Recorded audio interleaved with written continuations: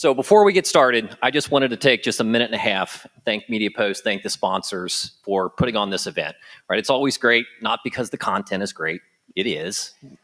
Not because the activities are great and the late cocktails are great, they are.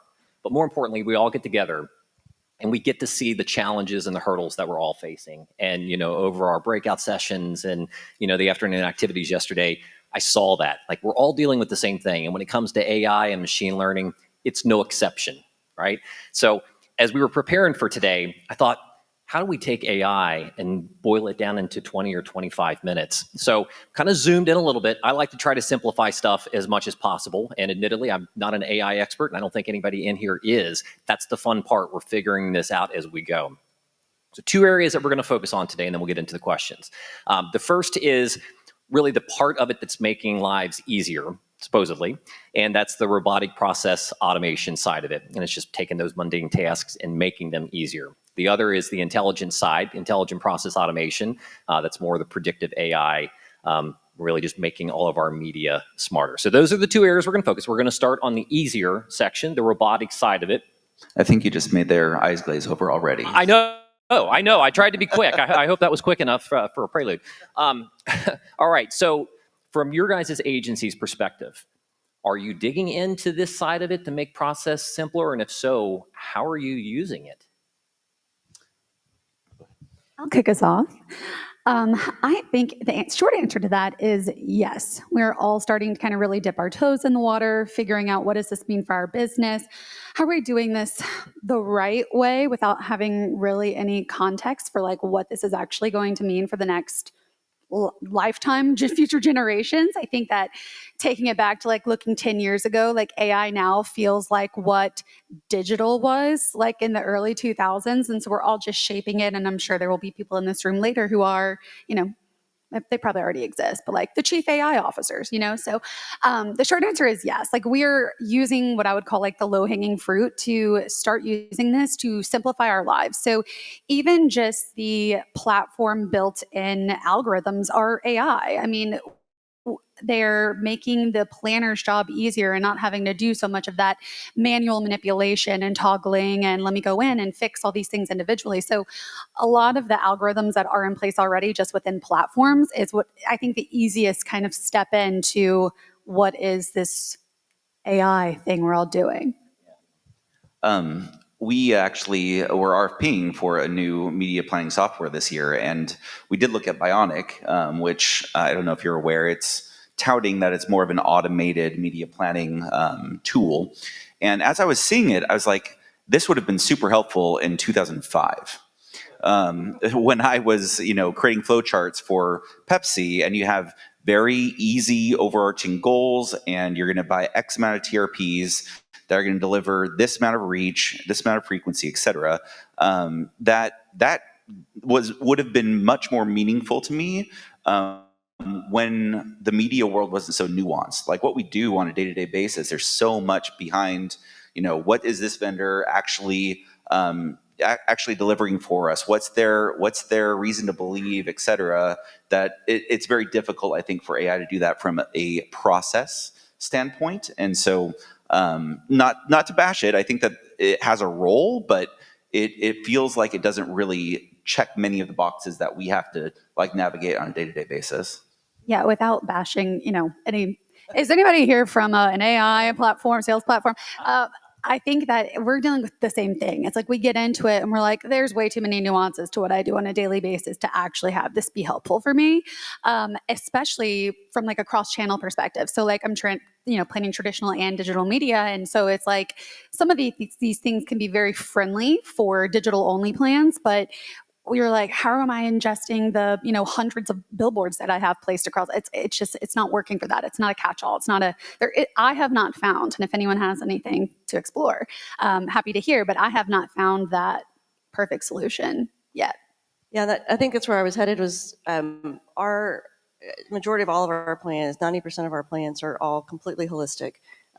We really do put so much linear into because we really are, depending on that funnel, is it upside down or is it right side up? And so we're starting either way, but there's not a tool that is really ingesting all of that yet. And so unless we're really going completely 100% performance, but even then, it's brought its challenges with adding new processes. And so it's just still requiring, it's new, it's still the wild, wild west. Like you said, it's what digital, what's going to be for us. And back in the 90s, it's when, oh my gosh, are you ready for that super highway coming? Like, yeah, big changes. Yeah. A lot of good stuff aside from aging all of us up here with this comment. Thank you.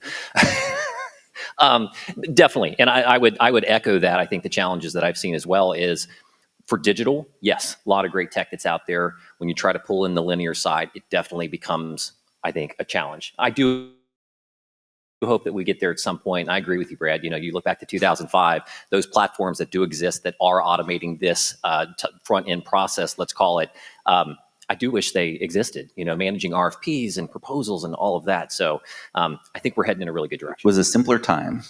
It definitely was. Yeah, for sure. All right, well, let's get into what I like to consider more the fun one, right?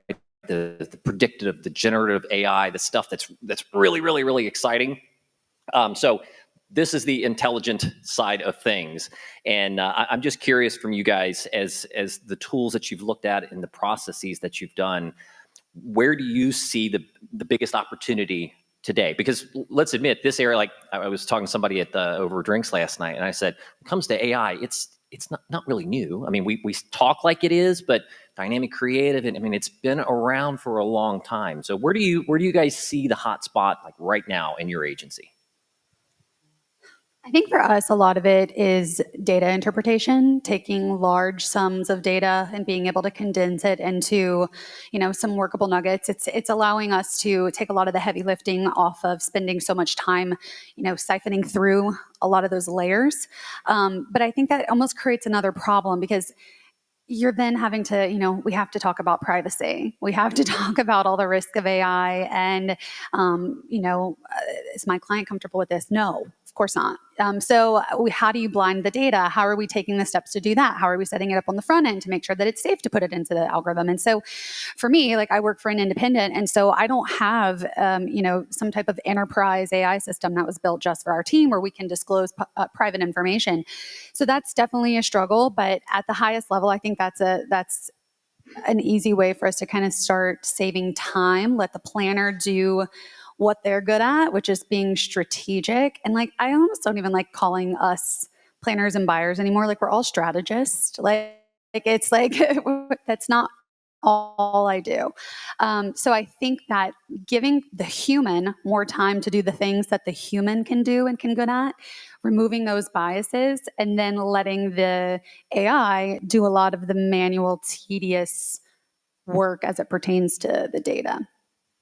And I think it's an additional perspective. So it's just like it's not like we added a whole other body to the team, but we added another thinker to the team. So, we really do get together on our clients and talk as a group. What's the right strategy? What should we be doing? What ideas do you have? We all come from different experiences.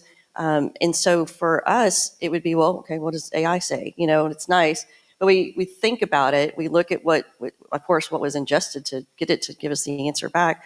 But it's just another opinion right now, and one that could spark us to do more things. But that's the point, is that it really still needs all of the people with the history and the experience to know what to do with it and to think about how it can be best used, and that opinion is being best used. Well, and you even saying that it's an opinion, I think, is so important, right? Because I feel like in our industry, it's really easy to want to come off as this expert on AI because it's such a sexy thing to talk about, right?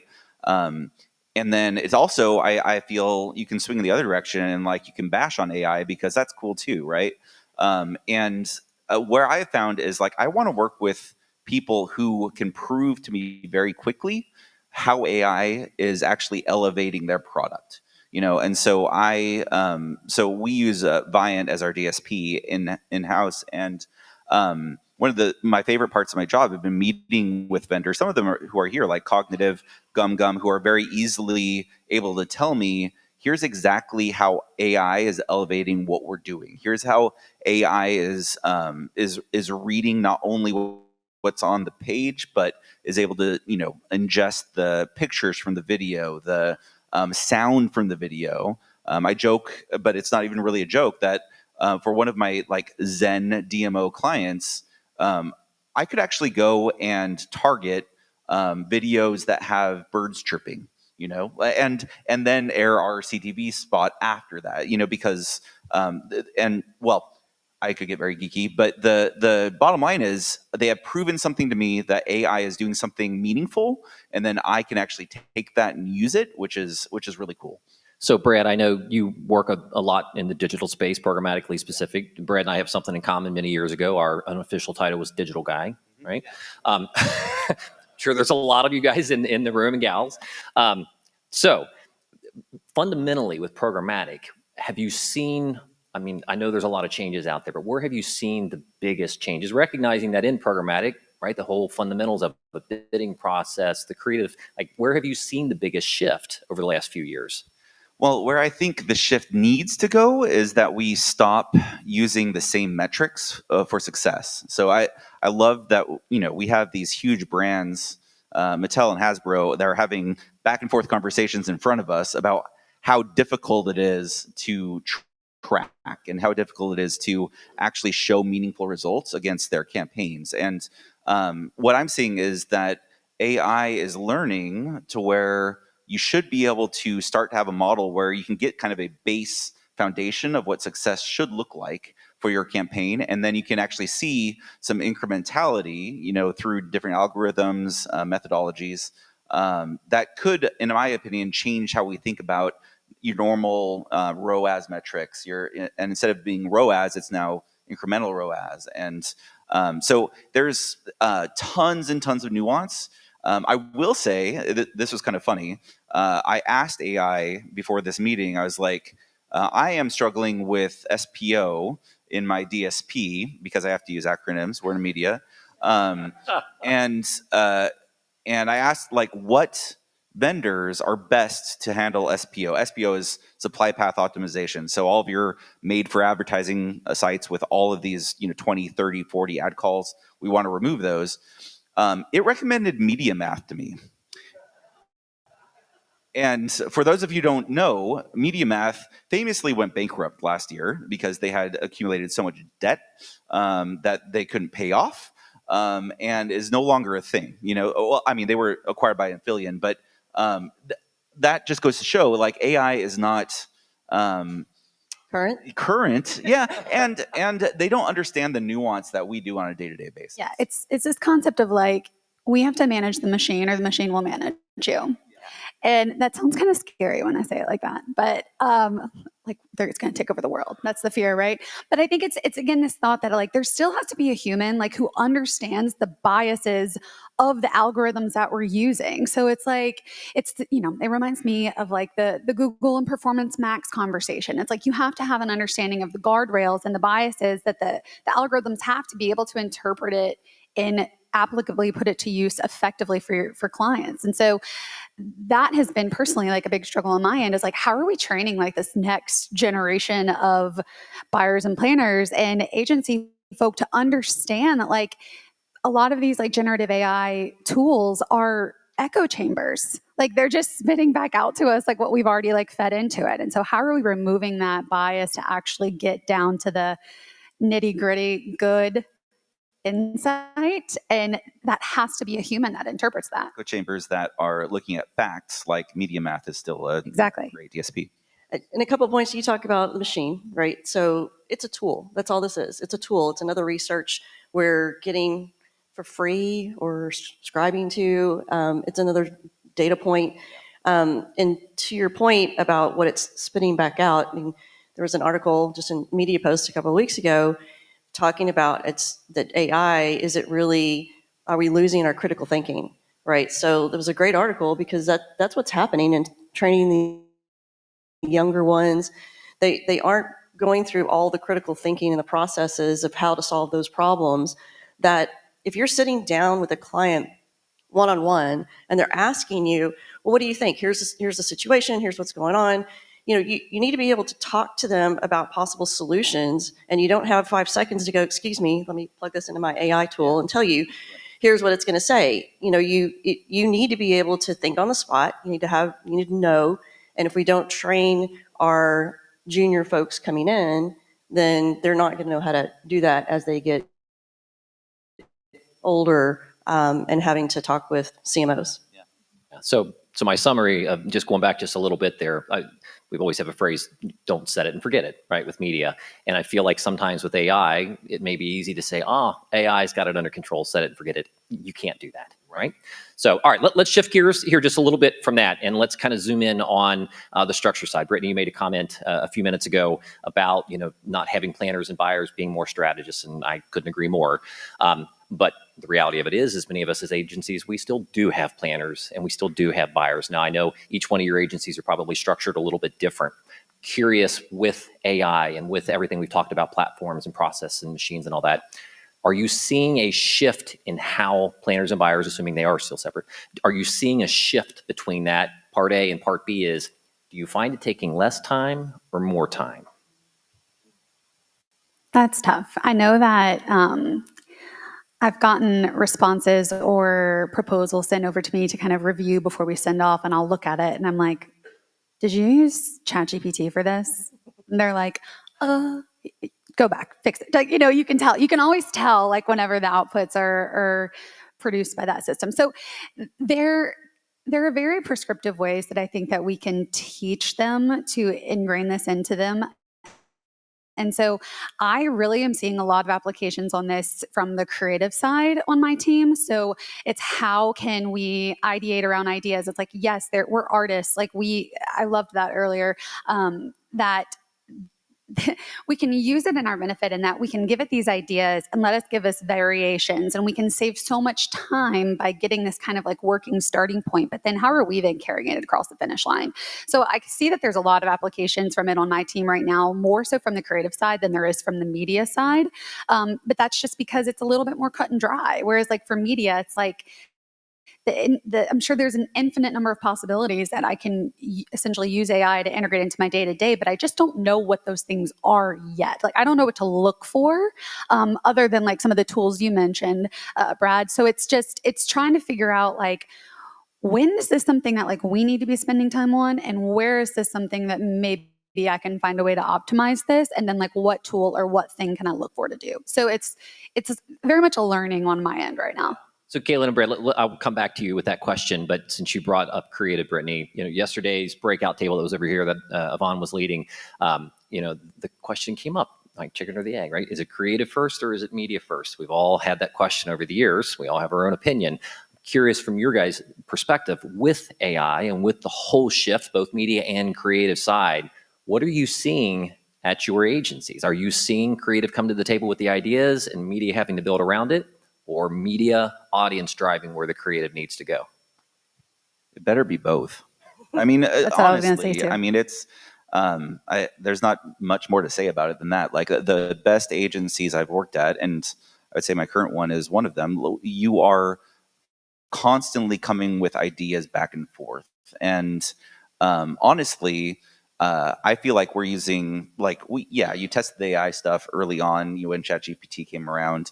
DeepSeek, coming around too, like you're seeing some evolution in what AI can do, but the creative element is a lot of the fun of what we do, right? Like we don't want to dish out anything that's robotic or the same, and we don't want an ecosystem where there are vendors are incentivized to play the Google scraping game, where they're going to start being the one mentioned the most because they happen to do the best SEO, and AI thinks that these things are facts, and all of a sudden we don't have tons of the vendors that are here today because you don't have the ability to actually be a startup and try and evolve how we talk about success. And so I feel like I've rabbit trailed a little bit from your question, but I'm just saying, like the creative part of it, us as media professionals, the creative team, et cetera, coming up with badass ideas, like that's a big part of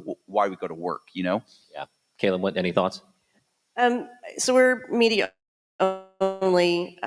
We partner with a multitude of different agencies who offer creative or clients who have it in-house. And so I guess from our perspective, we find ourselves probably pushing back more to them to get more creative and to and even run some possibilities, from the AI tools that we have on, through Google or whatever, and to kind of go, hey, can you consider this? We're seeing the performance firsthand. So when we see the performance, we're like, oh, we can make this better. We need better creative, or not better, but we need more assets. And so, unfortunately, I'm not sure, I guess, just in the way that we're structured, that the creatives are looking at the dashboard and constantly seeing, hey, how can we be doing it better? I think we're pushing it, but that's probably because we're leading the dashboard, the data. So. And there's like a lot of things that I think have been going on for several years that are really AI. I mean, I think of like dynamic digital outdoor, like weather triggers and day part triggers and things like that. I mean, I have a client, and that's a window client. They do window replacements, and it's like when it's freezing outside, let's remind people that they might need to replace their windows. And so it's like when temperature drops below a certain degree. So I think those types of things are like that dynamic personalization of ads that is such a hot topic right now. Like everybody is really focused on how are we reaching consumers in an authentic way that makes it not feel so addy. Like, oh wow, you're right. Thank you for that reminder. I do need new windows. So it's finding the ways that we can use the AI to help kind of amplify that across all channels. Like how can we bring kind of that same concept of like of a responsive search ad to really bring something to the consumer that feels like it was really tailor-made for them. And I think that's where AI can take, the guts that's provided by the humans to essentially then turn it and scale it and make it something that feels really powerful. Right. Yes, and I think we all have to, if we haven't already, rewire our brains as we think about, it used to be planning was the front end, buying, activation on the back end, and reporting. It's not that. We all know that it's a circle, right? Planning has to happen all throughout. The optimizations have to happen throughout. So that was my big kind of takeaway over the last 5-10 years of really watching this grow. So, all right, well, we have about 4 minutes left before we get to questions, and I want to end with this question. And I think we've all either been asked it or we've asked it ourselves. Each one of you, and I'll start, Brittany, with you. I'm scared. You're on the farthest end. Do you think AI is going to replace our jobs? No. Is that an open-ended question? It's not just a yes/no question. 4 minutes. No. Gosh, that didn't take up my full minute. No, I don't. I think that from creatives, from planners, like there is always going to need to be someone to interpret what we're seeing from AI. And so data fluency is a new skill set that I'm always looking for, especially when talking to people, is like, how can you take this data that is essentially coming from a black box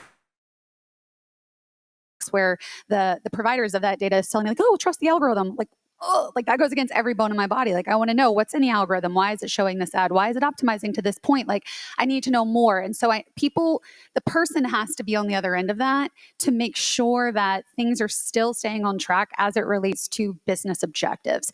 AI can understand the nuances of an individual business owner or of a specific client. So I think having that person to always be that communicator and that translator between the machine and the business units is integral. So no, I don't think so. Brad? Yes. No, I'm kidding. I was like, Brad. What? So as we were going over the Hasbro case studies, and again seeing the questioning back and forth, like I saw the KPIs up on the screen, right? And we are so far away from a machine being able to say, here's purchase intent based on this media campaign. Here's organic lift or sentiment lift, etc. We don't ever, I don't think in our industry, want there to be one solution for those types of, different ways to say this campaign was or wasn't successful. And so I think we're not in jeopardy at all, because what we do is we are thinking about consumers and what actually makes them tick. And we need to keep evolving about how to talk about what success metrics actually are meaningful, and AI is so way far behind us on that. So I'm not worried. Kalyn? It's not going to replace anybody. I actually fear the damage it's going to do. I received an email 6 months ago from an agency partner marketing firm that we work with, who forwarded me an email from someone saying, "Look, I can do your media plan. Just plop it into this, my formula, blah, blah, blah, blah." And she's like, "Are you guys doing this?" And I'm like, "No, no." So, it is someone who is got a really small business, doesn't have a lot of money, can't afford to really go hire a strategist, and are they going to get out there and start playing with it and utilize that? Yeah. So is it going to stall them out from actually going to get the sophistication that they really need to get their brand to the next level? Yes. Are we going to be we're going to constantly be asked questions. Well, my AI said this, my AI said that. So I feel it's understanding it, so it's the human person that you can't take away the 20, 30 years experience and watching all the things that the AI tool told you to go do that you really shouldn't have gone to do. This is like a common theme I think we've all said. It's like AI sounds like it has some great applications for the vanity metrics, which are all the metrics that I think we're all moving away from. So it's like AI cannot be a strategic business partner. And so I think that it's finding those use cases where within the industry, where does it fit really well? And then places, like you said, Kalyn, where it's really probably more of a harm than it is a good. I think that's the question that we need to be talking about right now within the industry, and not pretending like this is just going to take over all of our lives. It's like we've got to get the guardrails in place, and that's not going to happen at, this conversation level right here. That's going to be coming from much higher places. And so I think that that's really kind of the big question mark right now, that we're all just waiting to see what happens with that. Yeah, I think it is a bit of a waiting game. And I love the saying, if you don't ride the wave of change, you'll find yourself with right in the number of decades. So a lot of exciting content. Thank you so much, Kalyn, Brad, and Brittany, for joining me up here. I think we've got about 5 minutes for questions. I'm sure there are a ton, so fire away. We're all AI experts, if you didn't know. I'm dying to ask this. I have been obsessing. Yvonne Kinzer, Vantage Creative Group. I am a fractional CMO for several brands. I have been obsessed about creative or media before, as we have the discussion now. Let's talk about a situation, and I can say this because we're in a room full of media people, but the ego of creative people is pretty big. The ego of media people is very healthy. So when you think about AI, you could take an AI capability and say, analyze all the performance of historically all the previous campaign, and you have the data to tell the creative team, this is how you should do it. Now, as a media people, how would you approach that hard conversation with such inflated egos in the industry? I would probably show up with like donuts first and just be like, I brought food. No, that's a great question. I think that is applicable across the board. I agree. I think that we have to root ourselves back in the perception from the consumer, because you can create what you believe is the most amazing piece of creative in the world. And it probably is. It's probably wonderful. But if it's not actually being received well by the consumer, then was it great? So I think that, again, we have to relate it back to the business objective of our clients. And so if it's not answering the questions and it's not proving out what we want it to do in terms of moving the needle, it can still be amazing and creative on its own, but that doesn't mean that that's working for what we need it to. And so that's where I think that media really helps inform those decisions to help try to progress that conversation forward a little bit. And in many cases, it's sort of like quilting, right? Like there's still creative input, there's still the creative design, but it's quilting together what's going to work the best with that data. So, Tim, are you a quilter? I'm not. No. I was going to say, if you had quilting on your bingo card, Still for relevant. It's like, yeah. Great analogy. All right, what other questions do we have? Hi, Phil Rosengren with Cognitive. Thanks for the shout out before, Brad. As you guys are like evaluating all these new technologies, AI, deep learning, all that stuff, like every day they're pinging you. And with agencies loving to test and learn against similar products, how do you find testing these new technologies fitting into with your current strategies? Well, I will give you another shout out. I need my potential vendor partners to be able to give me one or two sheet deck that says why them, why AI is doing something unique for them, why I've been able to use cognitive so easily is that they use a prompt system, and you can easily see just like that how that prompt system is going to actually impact our inventory. And so that wasn't exactly an answer to your question, but like vendors like yourself come with the differentiator immediately, because we're inundated. We get so many emails, and if you can't like I had a DSP try to pitch me, and I'm like, "What's your differentiator?" And they're like, "Customer service," and I'm like, hang up the phone. I'm not The audience. Yeah. Audience. The getting to your question though, the key is having very, very, very clear KPIs up front. There cannot be any gray area about what we're trying to accomplish. If you come and I'm trying to drive visitation to a specific DMO, for example, because that's what our agency does. I don't care about clicks. I don't care about your CPM. I have made it very clear this is what I'm trying to do, and so don't try and conflate it with anything else. This is the key KPI, and it's black and white. So that's one of the key things that we do.